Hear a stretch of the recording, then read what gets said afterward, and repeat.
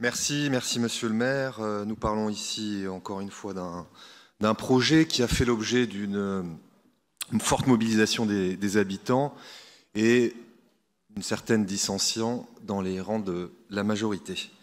J'étais moi-même intervenu sur ce projet fin 2020 en conseil d'arrondissement par un vœu et en conseil de Paris dénonçant en début d'année les loyers capitalisés et prenant ce projet en exemple. Qu'est-ce que je regrettais à l'époque? D'ailleurs, je le regrette toujours. C'est que le Conseil de Paris a voté en 2017 une subvention à Batigère, donc le bailleur social, pour des travaux de réhabilitation, donc aux 52 rue Stendhal et 55-57 rue des Prairies dans le 20e, pour un montant d'environ 475 000 €, qui représentait à peu près le tiers du montant des travaux, et que ces travaux, depuis le vote de 2017, n'ont jamais débuté.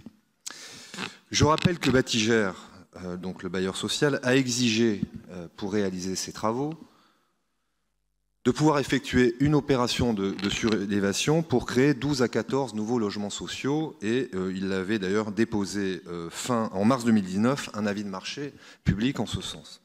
Donc, je souhaite évidemment que de tels agissements ne se reproduisent plus et que vous mettiez fin à ce système.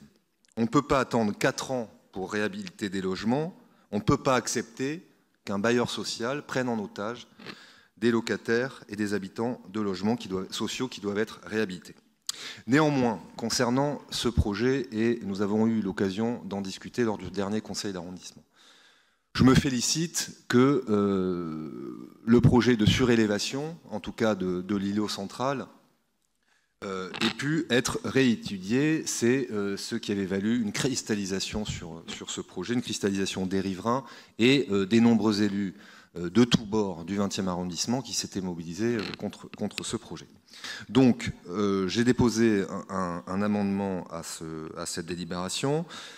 Si cet amendement est voté, naturellement, je voterai favorablement cette délibération. L'amendement, et je crois que Madame Simonet a déposé un amendement similaire, c'est simplement que les surélévations ne touchent pas l'îlot central de l'ensemble immobilier, mais ne touchent que les bâtiments qui bordent les rues Stendhal et des Prairies.